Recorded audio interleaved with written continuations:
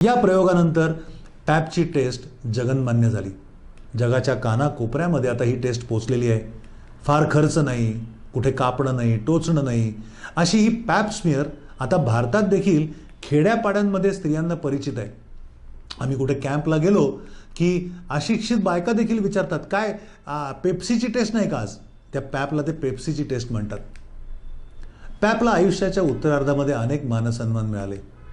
नोबेलसाठी तर चक्क 5 वेळा त्याच्या नावाचा विचार करण्यात आला होता, पण तो पुरस्कार त्याला काही कारणांमुळे मिळाला नाही. अमेरिकेने अनेक मानाचे पुरस्कार देऊन त्याला सन्मानित केलं. त्याच्या स्मरणार्थ पोस्टाचं तिकीट प्रकाशित केलं. ग्रीस या देशाने देखील त्याच्यावर पोस्ट तिकीट प्रकाशित केलं.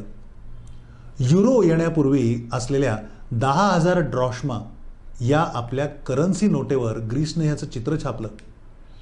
पण या सर्व सन्मानापेक्षा त्यांनी ज्या माता बहिणींचं जीवन प्रकाशित केलं, त्यांच्या मनातील पॅपची कृतज्ञ स्मृती हे जॉर्जियस निकोलाय पॅपिनिकोलो याचं सर्वात मोठं पारितोषिक आहे.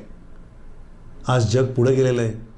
पॅप स्मिअरपेक्षा आधुनिक अशी HPV टेस्ट आता उपलब्ध आहे.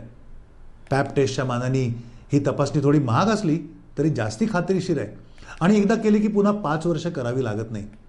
हल्ली अगदी खेड्यात सुद्धा आदिवासी भागात देखील कॅम्प केला तरी तिथल्या स्त्रियांना HPV ही तपासणी आम्ही करतो.